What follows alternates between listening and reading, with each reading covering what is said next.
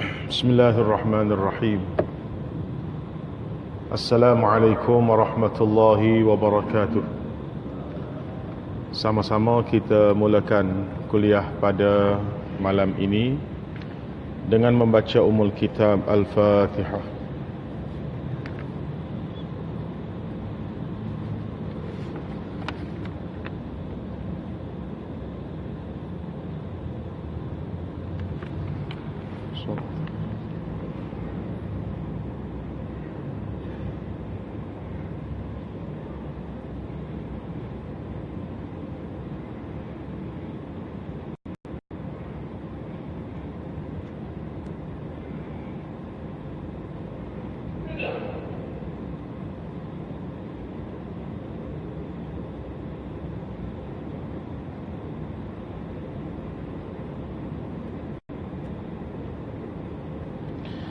Alhamdulillahi Rabbil Alamin.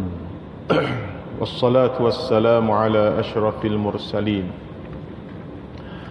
wa ala alihi wa ashabihi wa man tabi'ahum bi ihsanin ila yaumiddin.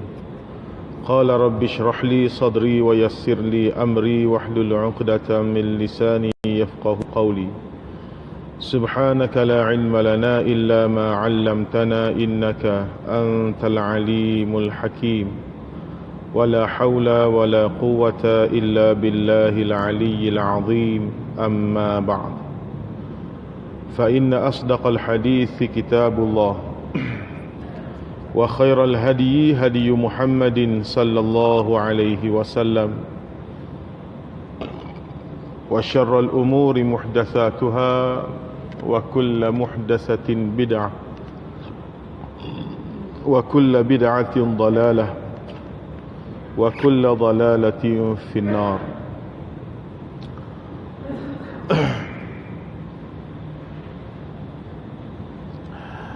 Qala Allah subhanahu wa ta'ala fi kitabihil aziz. Bismillahirrahmanirrahim. Qul a'udzu birabbin nas, malikin nas, ilahin nas, min syarril waswasil khannas, alladhi yuwaswisu fi sudurin nas, minal jinnati wan nas. Sadaqallahul azim. Muslimin muslimat, hadirin hadirat yang dirahmati Allah Subhanahu wa taala sekalian. Alhamdulillah, kita bersyukur kehadrat Allah Subhanahu wa taala. Pada malam ini kita masih diberi kesempatan oleh Allah untuk meneruskan sakibaki kehidupan kita yang ada. Dan kita bersyukur kerana Allah memilih kita untuk menjadi orang yang menghabiskan umur kita ini pada jalan yang benar. Mula-mula kita bersyukur kerana Allah masih beri peluang kita hidup. Satu. Yang kedua, kita bersyukur kerana Allah pilih kita dalam kita menghabiskan saki-baki kehidupan kita, kita pilih dengan cara yang betul. Orang yang Allah Ta'ala beri peluang hidup ni ramai. Bukan hanya kita yang ada atas masjid ni sahaja. Di luar tu terlalu ramai lagi orang-orang yang Allah Ta'ala bagi peluang dia hidup. Betul tak? Betul ke tak? Tak betul nak berhenti dah ni.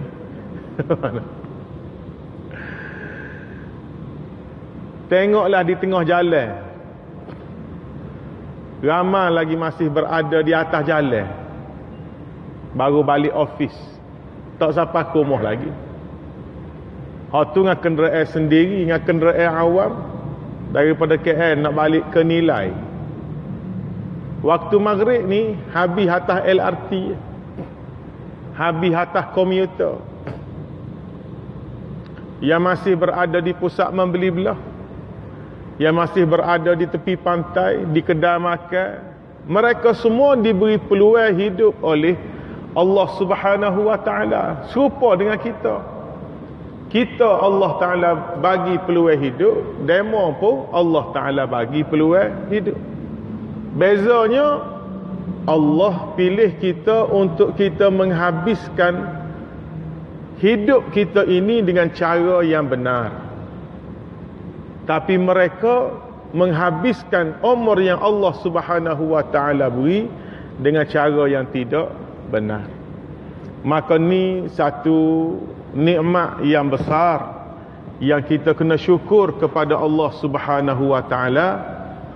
Takut-takut Allah Subhanahu wa ta'ala tarik semula nikmat ni. Dah tarik semula ni maksud lagu mana ustaz? Maksudnya sekarang ni orang azan maghrib kita duduk di masjid, takut-takut Allah Ta'ala tarik nikmat ni. Masa depan orang azan maghrib kita duduk beli di Tesco. Mana? Kita pula tak pakai kain plekat, baju Melayu, pakai seluar pendek, duduk beli di Giant. Semua ni boleh berlaku. Semua ni boleh berlaku kerana manusia ni ada hati. Dan hati manusia ni sentiasa berbolak-balik. Sebab tu kita berdoa, ya muqallibal qulub, tsabbit qalbi ala dinika wa ala ta'atik. Wahai Allah yang membolak-balikkan hati, yang membolak-balikkan hati, tsabbit qalbi, tetapkanlah hatiku ala dinika, atas agama kamu, wa ala ta'atika, dan di atas ketaatan kepada kamu. Allahu Akbar. Malam ni tuan-tuan, saya nak baca satu artikel yang ditulis oleh Muhammad Luqman Makhtar, yang dimasukkan dalam majalah Solusi nombor 107.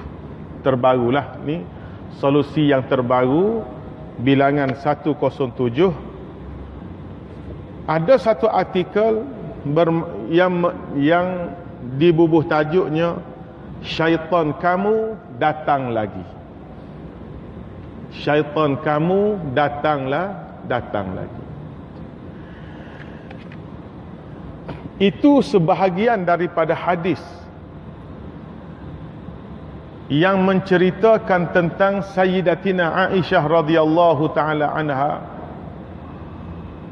bahawa suatu malam Rasulullah sallallahu alaihi wasallam keluar dari rumah beliau. Rasulullah ada ramai isteri.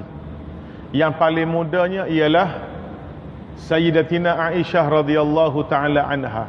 Satu malam semasa Nabi berada di rumah Aisyah, giliran rumah Aisyah, di rumah isteri-isteri Nabi, tuan-tuan, semuanya duduk di tepi-tepi Masjid Nabi. Masjid Nabi ni kalau kita pak segi lagu ni, pintu ni rumah Aisyah, pintu tu rumah isteri lain, pintu tu tidak kata jauh-jauh dok lah. Bukan kata Aisyah duk Ampang, hak tu duk di Bangsa, hak tu duk Nilai, ada, tidak jauh-jauh. Semuanya duk di Masjid Nabi belakang. Satu malam ketika Nabi berada di rumah Aisyah, Nabi keluar pada waktu malam. Nabi keluar pada waktu malam. Maka aku pun naik cemburu, Aisyah kata. Bila Nabi keluar waktu malam, dan malam tu giliran rumah dia orang perempuan, tuan-tuan, orang perempuan. Ada orang perempuan ni. Bila suami keluar, apa yang mula-mula sekali adalah hati dia cemburu. Bila dia tahu isteri dia ni mempunyai ramai isteri. Kalau tak tahu tak apa. Mungkin dia ingat suami dia pergi kuliah maghrib. Mungkin pergi outstation ke apa ke. Dia ingat dia seorang isteri ni. Tak apalah waktu tu selagi belum terbongkar. Bila terbongkar, sudah. Sikit saja boleh jadi perang dunia. Kenapa? Cemburu. Aisyah ni dia tahu suami dia Rasulullah ni ramai isteri. Bila Rasulullah keluar daripada rumah dia waktu malam, dia rasa cemburu. Selepas itu baginda pulang. Baginda melihat apa yang aku sedang buat. Keluar sekejap, Nabi balik. Balik dia tengoklah isteri dia ni, Aisyah radhiyallahu taala anha. Sudah dia panggil lain macam lah. Dah lain macam. Duduk pulah ke hujung kain tu. Orang tino ke, dia pulah hujung kain tu. Masa cetung, tengok Maharaja Lawak pun tidak ketawa. Tengok Maharaja Lawak tu, masa bocil ni habis lawak dah buat. Okay? Tapi dia tak senyum. Kita orang lelaki ni memang mudah perasan perubahan isteri kita. Betul tak? Kita perasan ni kenapa pula ni. Jadi Rasulullah bila tengok Aisyah tu berkelakuan pelik, Nabi pun berkata, mengapa dengan awak ni wahai Aisyah? Awak cemburu ke? Nabi. Dan dia tahu dah. Tapi kenapa pula ni yang, kalau bahasa kita lah, kan? Dah kenapa ni? Cemburu ke? Tanya dengan lembut. Lalu aku membalas, bagaimanalah orang seperti aku tidak cemburu dengan orang sepertimu? Dah ada alasan. Takkanlah saya tak cemburu dengan orang seperti kamu ni wahai Rasulullah. Dahlah Rasul yang menjadi pujaan orang, bini pula ramai. Mana? Susah tuan-tuan. Jadi ustaz pun susah dah. Ni kita ni jadi ustaz, ramai sikit orang kenal, jalan dengan isteri. Kalau ada muslimat tegur tengah jalan, Assalamualaikum Ustaz mari cari gapo? Saja cari lauk. Isteri tepi tu lain dah. Mana? Siapa tu? Manalah aku tahu. La ilaha illallah. Dia masa dah. Padahal hak tegur kita tu makcik 7 dah. Kubur kata mari dah. Dia punya lawa isteri kita ni, tapi dia perempuan. Inilah orang Tino ni, orang perempuan ni. Aisyah kata, macam mana saya boleh tak cemburu dengan kamu wahai Rasulullah? Kamu ni semua orang puja, semua orang puji, semua orang nak pada kamu. Kamu ada ramai isteri. Kalau saya cemburu pun memang patut, kata Aisyah. Allah, baginda bersabda lagi, syaitan awak datang lagi. Ni tajuk dia. Nabi kata syaitan kamu ni datang lagi wahai Aisyah. Allahu Akbar. Nabi tak kata pujuk, kata alah macam tu pencemburu. Saya bukan pergi mana-mana pun, pergi beli top up je. Pergi sekejap pergi beli top up ke, pergi buatlah alasan apa-apa pun. Tapi Nabi terus membetulkan keadaan kerana apa yang dilakukan oleh Aisyah ni sudah tidak betul. Cemburu tanpa sebab ni. Nabi kata Allah, mari pulak dah. Setan mari pulak dah. Mu ni setan mari pulak dah. Setan mu ni mari pulak dah Aisyah. Allahu Akbar. Aisyah sebagai seorang isteri yang cerdik. Aisyah ni Masya Allah, dia ni cerdik. Dia ni ilmu banyak. Bila suami dia kata syaitan dia ni datang lagi, Aisyah bertanya, wahai Rasulullah, ada syaitan bersama aku? Kenapa dah? Dia tidak marah. Abang, siapa hati apa kata saya ada syaitan? Kalau drama Melayu, sah dia kata gitu. Sampai hati apa kata saya syaitan? Kalau drama Melayu, ni bukan drama Melayu, ni drama Arab. Isteri Nabi ni. Dia Nabi kata, Aisyah, syaitan kamu datang lagi. Dia terkejut, wahai Rasulullah, adakah bersama aku syaitan? Aku ni isteri kamu, aku bersama dengan kamu sentiasa. Adakah bersama aku syaitan? Tanya Aisyah. Nabi menjawab, ya, semua orang pun ada. Nabi kata, ya, bukan kamu seorang, semua orang ni ada syaitan yang dinamakan qarin. Qarin. Allah.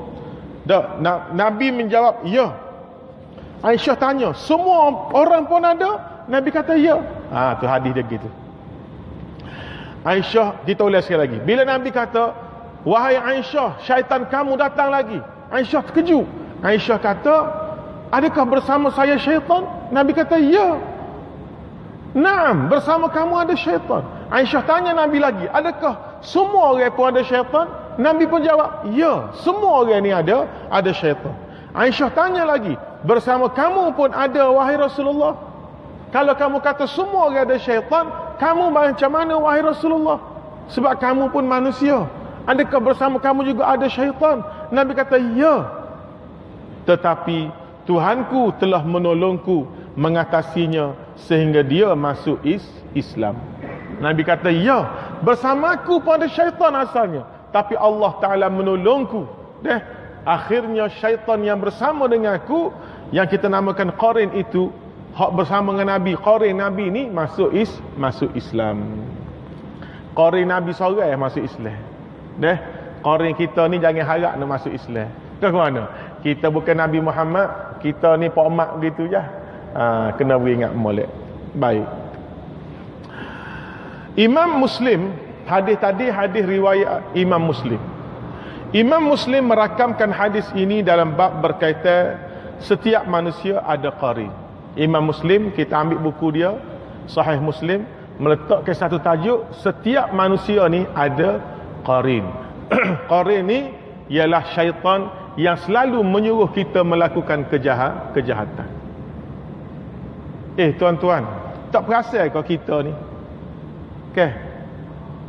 Kita sentiasa nak mari masjid tadi pun terasa nak pergi ke masjid ni sakit kaki ni. Mana? Padahal tak sakit pun, tapi tu tiba-tiba je orang azan dia sakit belakang. Orang azan sakit kaki. Sakit kaki. Sakit perut ni kalau pergi masjid ni, jaga berok ni. Mana? Baik duduk di rumah. Itulah qarin.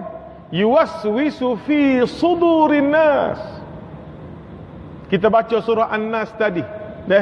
Qul a'udzu birabbin nas, malikin nas, ilahin nas, min syarril waswasil khannas. Kita minta berlindung daripada Allah, kita minta berlindung dengan Allah. Allah ni siapa? Malikin nas, raja manusia, ilahin nas, Tuhan yang manusia sembah. Daripada apa? Min syarril waswasil khannas. Daripada kejahatan waswas yang ditiupkan oleh penghasut, iaitu syaitan. Allazi yuwaswisu fi sudurin nas, yang sering mewaswaskan hati-hati manusia. Itulah kerja syaitan. Gapo saja perkara yang jahat yang terlingkah dalam hati, itulah kerja qarin. Kereta tu email.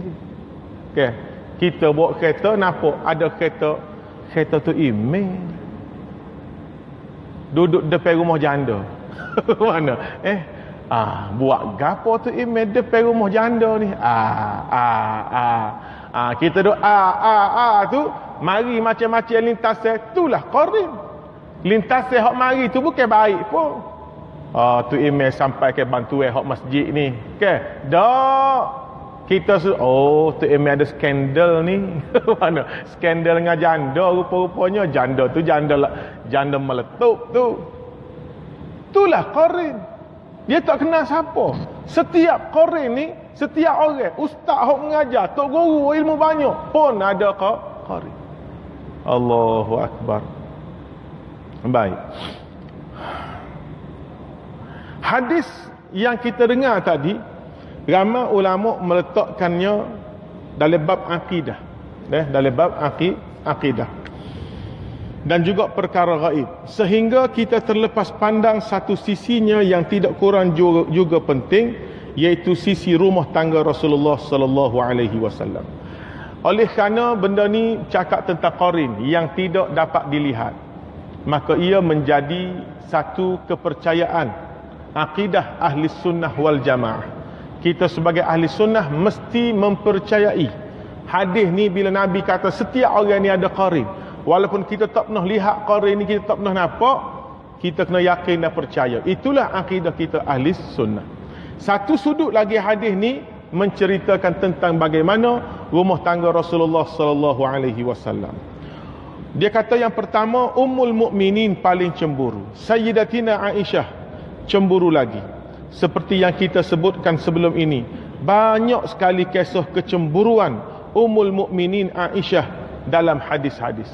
Dalam hadis-hadis banyak adik kakak duk menceritakan tentang bagaimana Aisyah radhiyallahu taala anha ini cemburu dengan Rasulullah. Bahkan saya belum temui babak kecemburuan isteri Nabi yang lain. Dalam hadis duk tengok yang cemburunya Aisyah. Isteri Nabi yang lain tak ada yang disebut ataupun diceritakan pernah cemburu. Isteri Nabi kan ramai 11 orang. Hadis tak ada sebut isteri-isteri lain. Hanya Aisyah radhiyallahu taala anha. Kisah-kisah sebegini juga jangan dilihat sebagai keburukan.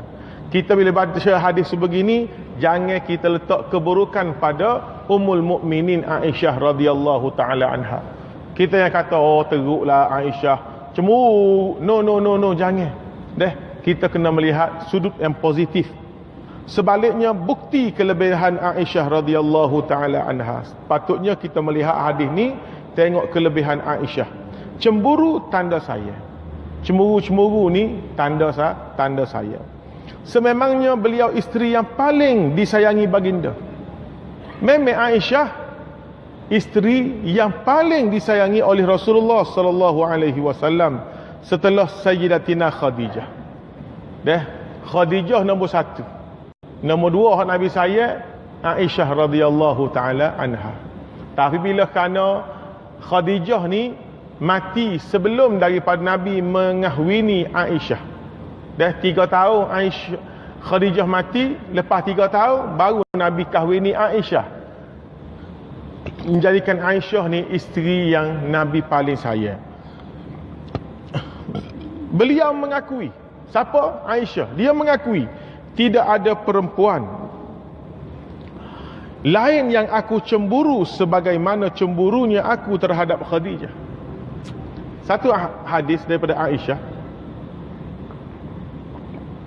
dia mengaku, aku ni isteri Nabi lain aku tak cemburu. Dengan Ummu Sauda, kau dengar Ummu Habibah, kau dengar Hafsah, dia tak cemburu. Tetapi Aisyah kata, aku cemburu dengan Khadijah. Wa ma ra'aituha qatt. Tapi akunya tak pernah bertemu dengan Khadijah. Tak pernah berjumpa, tak pernah kenal dengan Khadijah. Kerana Nabi kahwin dengan Aisyah, Khadijah sudah pun meninggal 3 tahun. Kenapa cemburu? Likasrati zikraha. Kerana Nabi ini terlalu banyak menyebut nama Khadijah. Ni pula kelebihan Nabi, tuan-tuan. Sayangnya dia pada Khadijah, walaupun Khadijah telah meninggal dunia, Nabi tetap menyebut nama Khadijah walaupun dia hadapi isteri-isteri yang lain. Agak-agak tuan-tuan, kalau isteri pertama kita meninggal, kita kahwin isteri yang kedua, yang muda, yang cantik, kita ingat dah lagi isteri yang telah mati 5 saat dari sekarang. Mana? Ilim gini. Tu kita. Nabi dah. Nabi tetap sebut nama Khadijah, menyebabkan Aisyah ni cemburu. Contoh Aisyah masak tom yam lah. Aisyah radhiyallahu taala anha masak tom yam. Akak kepada Nabi. Nabi tengok, Nabi kata, Allah, tom yam ni tak boleh lawan Siti Khadijah. Kak Jah duk kamu dulu kalau masak tom yam, dia bubuh udang, bubuh sotong, bubuh ayam. Makan ni sedap lah. Ni nak tanya muslimat ni, kita masak letih-letih, tiba-tiba suami kita puji masakan orang lain, marah ke tak marah? Lerak meja. Ambil makuk tom yam, rukuk atas kepala suami, ambil tom yam. Kita ni, Aisyah pun begitu, dia tu manusia, dia pun marah juga. Tapi dia tahan marah dia kerana tu suami dia Rasulullah. Sekali dia boleh tahan, dua kali boleh tahan. Bila asyik disebut nama Khadijah, dia bertanya, wahai Rasulullah, apa lebihnya Khadijah yang telah tua dan telah mati berbanding aku yang muda yang ada di hadapan kamu? Cemburu. Aku ni muda, aku ni ada di hadapan kamu, berkhidmat untuk kamu. Kenapa kamu sering sebutkan Khadijah yang tua, yang telah mati itu? Maka Nabi menyebut, wahai Aisyah, kamu kena kenal Kajah kamu ni, Kajah lah Siti Khadijah kan. Semasa orang lain kufur kepada aku, dialah yang beriman denganku. Semasa orang lain kufur, tidak beriman, dia sanggup beriman denganku. Dia menghabiskan hartanya untuk jalan perjuanganku. Dialah yang banyak membantu aku, dan dengannya lah aku mendapat zuriat.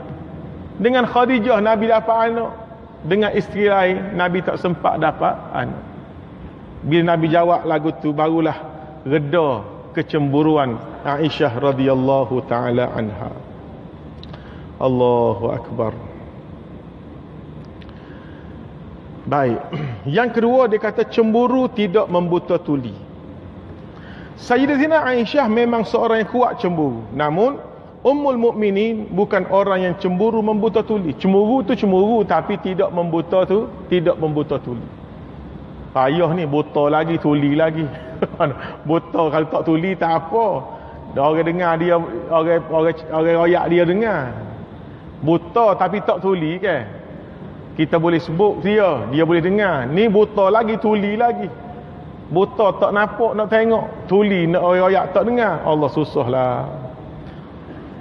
Bahkan kecemburuan sekali-kali tidak menyebabkan beliau buta dan tuli daripada menerima kebenaran.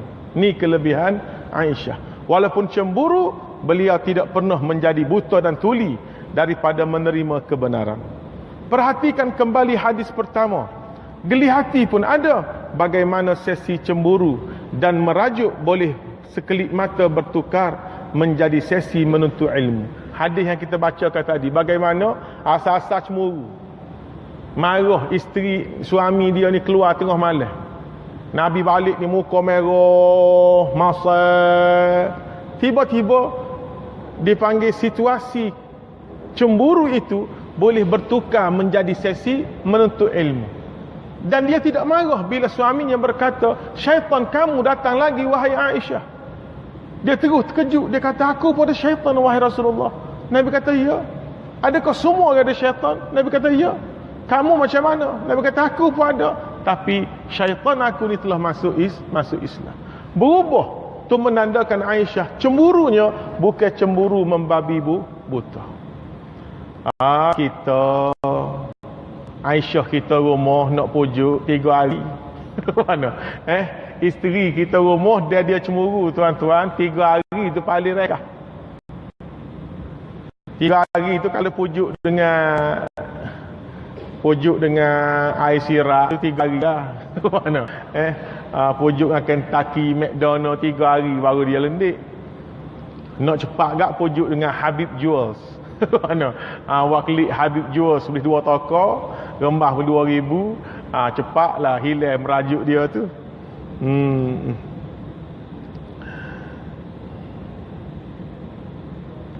Bukan setakat itu, kecemburuan juga tidak menyebabkan Ummul Mukminin menyembunyikan kebenaran. Sila rujuk ke semua kisah kecemburuan beliau. Beliau sendiri yang menceritakannya, bukan orang lain. Nak sebutnya, Aisyah radhiyallahu taala anha dalam banyak-banyak cerita dia cemburu ni, dia sendiri yang bagi tahu. Walaupun kadang-kadang cerita tu kena atas kepala dia sendiri. Nampak tak? Kisah dia cemburu ni kadang-kadang kena atas kepala dia. Dia yang nampak tak betul. Macam hadis tadi. Kalau kita lah sesuatu benda yang memalukan kita tak cerita dah pada orang. Cerita dah? Tak cerita dah. Tapi Aisyah, dia menceritakan kisah dia bersama Rasulullah. Ini menandakan ikhlasnya dia. Tidak mahu menyembunyikan kebenaran dan ilmu. Dia tetap bercerita. Bagaimana satu kali dia tengah tidur bersama Rasulullah. Tiba-tiba dia dapati Rasulullah hilang. Pukul 4 pagi ni Rasulullah ni hilang. Bangun-bangun tengok Nabi tak ada. Suami tak ada, tuan-tuan. Suami tak ada. Biasa orang perempuan apa yang terlintas mula-mula, sudah dah lah. Pergi rumah hak muda dah lah. Mana? Balik rumah hak muda dah. Dia pun ambil suis kereta Viva. Pergi start Viva dia tu. Kalau Viva lah kan. Lah ni dulu unta. Mana? Dia ni dia pergi cari Nabi di tengah-tengah malam buta. Pergi cari Nabi. Rumah dia di Masjidil Nabawi. Nabi, tuan-tuan, kebiasaan dia kalau Nabi keluar malam, Nabi tak pergi lain. Nabi pergi ke kubur Baqi'. Siapa pernah pergi Madinah dia tahulah kan, Masjidil Nabawi ada perkuburan Baqi'.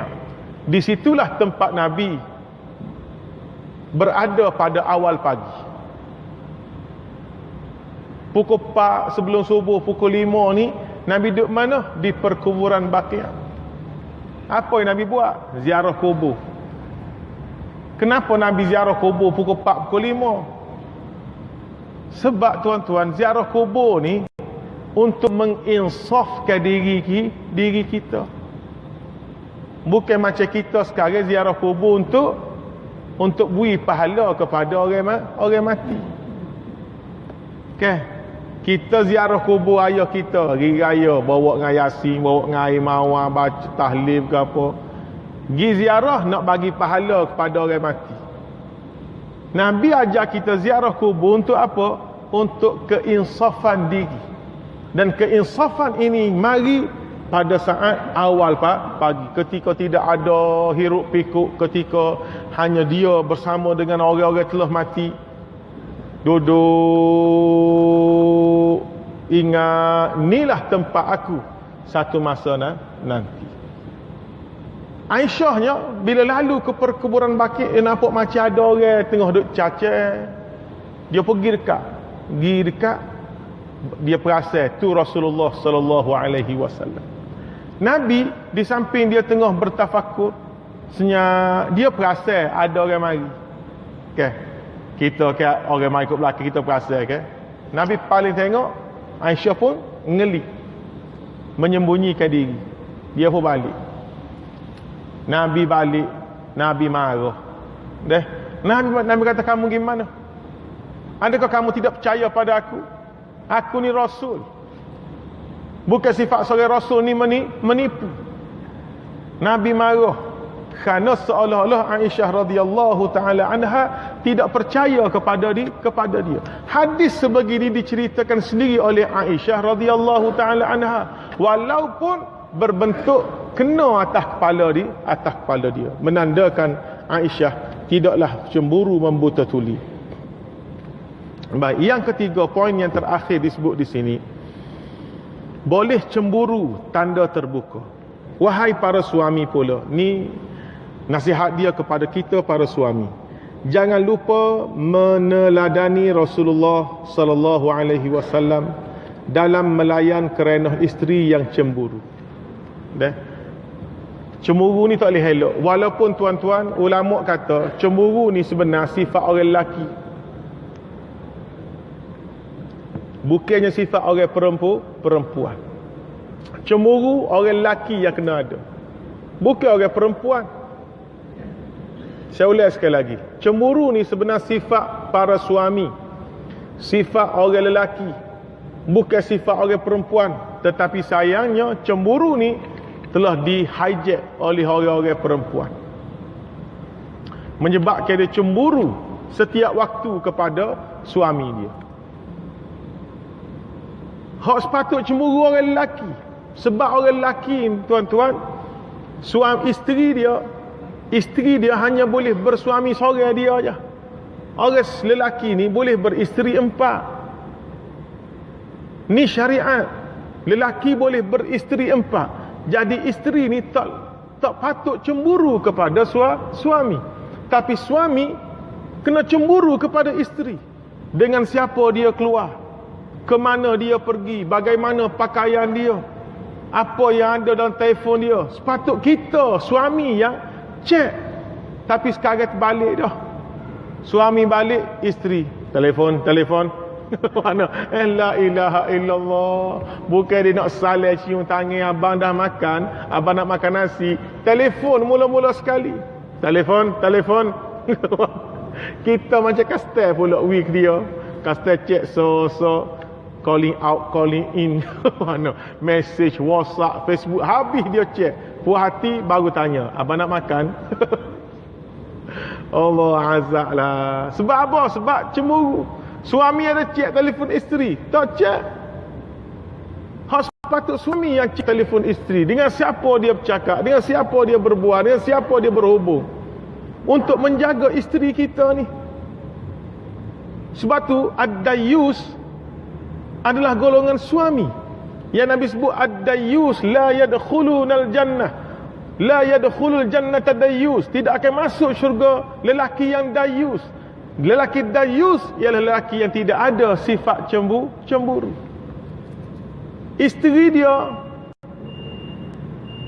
Isya. Kita berhenti untuk azan insya-Allah.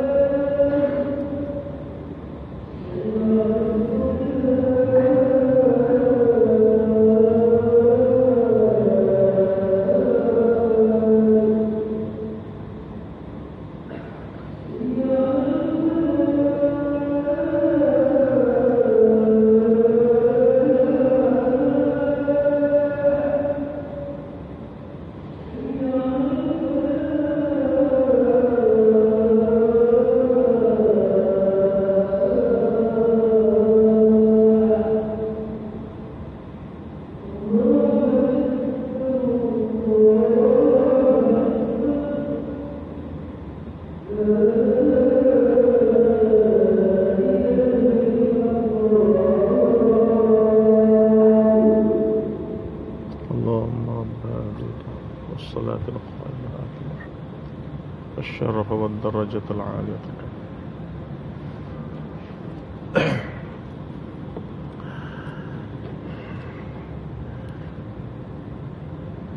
Cemburu, saya kata tadi, sepatutnya adalah sifat bagi orang lelaki.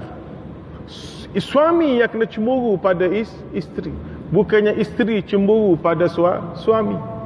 Tapi kita sekarang terbalik dah. Suami, isteri lebih cemburu. Suami tak cemburu pun. Isteri dia boleh royak, abang tak payahlah hantar saya kerja, saya tumpang Syam je. Tumpang Syam. Siapa Syam tu? Syam yang kerja sekali dengan saya. Kebetulan rumah dia sebelah sana. Dia nak pergi kerja lalu depan rumah kita. Jadi abang tak susah lah hantar saya. Iya ke? Oh, okey, beres. Syam lah ambil isteri dia pergi kerja, hantar isteri dia balik kerja tiap-tiap hari tanpa ada rasa cemburu. Balik lewat pun tak apa. Lewat balik hari ni, OT bang. banyak lauti hang. Mana? Tuan-tuan, tak ada langsung cemburu. Itulah lelaki yang dayus. Lelaki dayus tidak akan masuk syurga. Dia kata, wahai para suami, tengoklah cara Rasulullah sallallahu alaihi wasallam melayan kerana isteri baginda. Sayyidatina Aisyah berani merajuk dan menzahirkan kecemburuan terhadap Nabi. Bukan bermakna Nabi pengecut ataupun takut bini, sekali-kali tidak. Aisyah berani menunjukkan cemburu dia, menzahirkan cemburu dia, bukan kerana dia tak takut pada Nabi, bukan kerana Nabi ni pengecut takut bini, bukan. Sebaliknya, asam garam rumah tangga, itu adalah asam garam rumah tangga. Nabi ini mengisyaratkan kita teladan suami terbaik. Suami terbaik ialah orang yang isterinya tidak takut untuk merajuk atau menunjukkan kecemburuan. Isteri boleh cemburu, menunjukkan sikap suami yang terbuka. Baginda tidak pernah mencela sikap cemburu Aisyah radhiyallahu taala anha. Malangnya pada hari ini masih ada umat baginda yang menyalahi sunnah ini. Kita mengenali ada suami yang si isteri tidak boleh langsung berbeza pandangan dengannya. Jika isterinya bersuara, terus diherdik. Andai isteri menyoal, terus diselar. Lebih parah, ada suami yang menampar isteri atas alasan mendidik isteri. Dia kata, tengok sekarang ni, hidup rumah tangga yang sudah tidak ada toleransi. Suami yang bila dia rasa dia ada kuasa mutlak, kuasa veto, tak boleh langsung ditegur oleh isteri. Allah, ni kadang-kadang orang masjid bawa isteri mari kuliah. Mari kuliah maghrib, jalan jam. Bila jalan jam, mulut ni tuan-tuan, bukan duk tasbih, bukan duk tahmid. Duk apa? Duk nyupoh. Nak Kelantan panggil nyupoh, penyupoh. Habis orang dia supoh. Bodoh kereta ni, gigi lah beruk. Dia marah ke kereta depan. Isteri ada tepi. Isteri kakak tengok, abang, sabarlah sikit. Malulah sikit kat janggut tu. Apa duk caci-caci orang ni? Isteri yang baik akan tegur suami. Suami yang baik akan terima pendapat isteri. Oh, sorry yang abang salah, astagfirullahalazim. Patutnya begitu. Ni dah ya supoh bini pula. Demo tak apa, duk saja ambil steering ni bawa. Oh, banyak kacak ni pun. La ilaha illallah. Azab sungguh. Tu tak cemburu lagi. Kalau dia balik lewat, isteri cemburu, oh, jet atas kok. Ni ke dia masa-masa ni? Catung ni apa? Mengingat aku pergi bujang. Aku ni kerja, mengerti tak kerja. Dia makan mung lah juga yo. Allah. Isteri buat lolok merajuk untuk dipujuk. Okay? Untuk dipujuk. Orang perempuan dia suka. Dia suka dipujuk, ni kita tak pandai.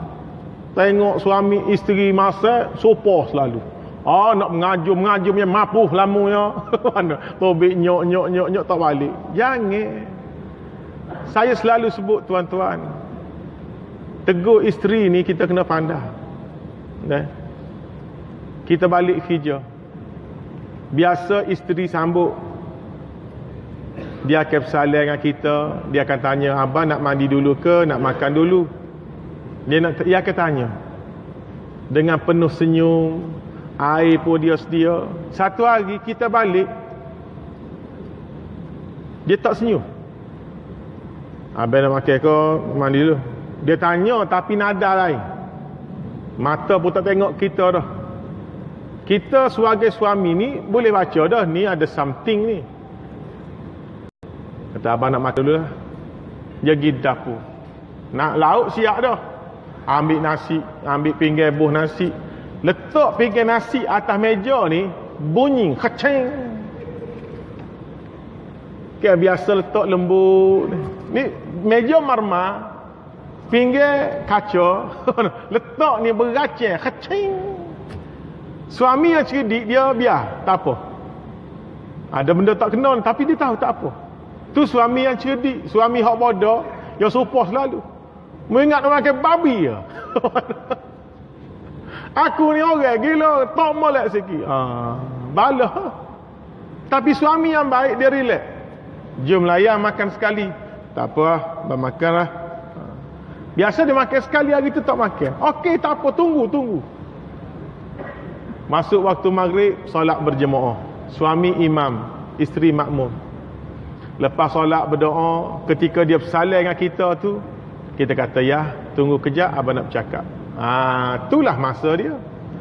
Kita dalam wudu, dia dalam wudu, dia dalam telekung semaya lagi atas sejadah, duduk tipu, duduk kuti sejadah ni. Ke tangan duduk kuti sejadah ni. Kita kata, ya, ada nak marah gapo kabeh? Tanya dia, ada nak marah gapo kabeh? Mana ada? Dia tak ngaku. Ya, kita kahwin ni lama dah. Sekilas ikan di air, sudah ku tahu jantan tina. Ada benda tak kena ni. Ya royak lah. Kalau salah habis, abang nak minta maaf. Kalau abang tak salah, abang nak jelas. Royak lah. Abang ada tu. Ada tu nak sebut tu. Yalah, abang buat gapo, salah gapo. Janji nak pergi Tesco. Hak tu je, la ilaha illallah. Kita pun teringatlah kemarin janji nak bawa dia pergi Tesco petang ni, tak balik lewat, tak sempat. Oh ya abang lupakan. Abang dah bagi tahu tadi, bos ajak pergi tengok site. Lewatlah balik, bukan abang sengaja. Esok kita pergi pagi-pagi kita pergi. Pukul 7 pagi. Ajak pergi pagi esok. Okey lah. Tu je cara pujuk isteri ni, nak benda gitu je. Dah. Sebab tu cemburu ni boleh tanda kita ni terbuka. Isteri cemburu, kita cuba pujuk, barulah ada kebahagiaan dalam rumah tangga. Akhirnya si isteri telah berani bersuara. Si isteri tidak berani bersuara memberi pandangan sampai bila-bila. Isteri yang malang ini tidak pernah merajuk terhadap suami. Mereka belum pernah merasai pengalaman mencemburui suaminya yang dinikahi. Akhirnya isteri hilang kemanisan dalam rumah tangga. Akibat daripada silapnya suami ini melayan kerana isteri masing-masing. Jadi tuan-tuan dirahmati Allah, nak sebutnya apa dia? Nak sebutnya kita semua ni ada syaitan yang namakan qari. Antara peranan syaitan ni untuk membuat manusia ni lari daripada ajaran Islam yang sebenarnya, termasuk dalam kehidupan rumah tangga. Qarin akan menghasut suami agar melakukan perkara yang dilarang dalam agama.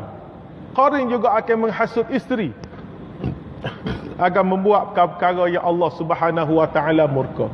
Tu hijau syaitan yang Allah Subhanahu wa taala sebut dalam surah An-Nas yang kita baca. Qul a'udzu birabbin nas, malikin nas, ilahin nas, min syarril waswasil khannas, allazi yuwaswisu fi sudurin nas, minal jinnati wan nas. Maka dalam kehidupan berumah tangga, cemburu ni kita kena atasi dengan baik. Yang sepatutnya cemburu adalah sifat suami, bukannya sifat isteri. Tapi kalau isteri nak cemburu, suami ini perlu pandai untuk mengatasinya supaya rumah tangga kita tenteram. Wallahu alam. Cukup setakat itu tuan-tuan. Apa yang baik daripada Allah Subhanahu wa taala, kekurangan daripada saya sendiri. Sebelum saya berakhir ni, ada 2-3 perkara lah saya nak sebut. Sebagaimana biasa saya mari tuan-tuan, saya ada bawa hari ni 2 orang anak buah saya yang sedang belajar di Mesir. Dia balik ni untuk mencari dana untuk dia menyambungkan pengajian dia di Mesir, di Qahirah. Seorang tahun 2, seorang lagi boleh naik tahun 3. Dia ada di belakang sana dan dia ada letak tabung, atas tabung hijau tu. tuan-tuan bolehlah masukkan derma untuk mereka berdua. Minggu depan dia orang nak pergi. Hari ni hari Jumaat minggu depan insya-Allah mereka terbang ke Mesir. Dan dia ada bawa untuk menampung pengajian dia juga ada beberapa barang jualan tuan-tuan. Yang pertamanya buku Memoir Tragedi Memali. Memoir Tragedi Memali, buku yang dihasilkan oleh Dr. Ridwan Muhammad Nur. Buku ni telah masuk cetakan kali keempat. Ini cetakan terbaru kali keempat. Kerana tragedi Memali ini satu sejarah dalam negara kita, yang mana generasi muda ni kadang-kadang tidak tahu cerita yang sebenar. Tahu-tahu Mahathir kena baling kasut. Mana? Tengok-tengok berita Mahathir Muhammad bekas Perdana Menteri kena baling kasut di Shah Alam. Kenapa pula ni? Tengok-tengok cerita Memali. Dia orang tak tahu. Maka saya sarankan belilah buku Memoir Tragedi Memali ni yang menceritakan secara detail bagaimana peristiwa itu boleh berlaku, siapakah yang terlibat, siapakah tokoh yang dipanggil Asy-Syahid Ustaz Ibrahim Libya dan sebagainya.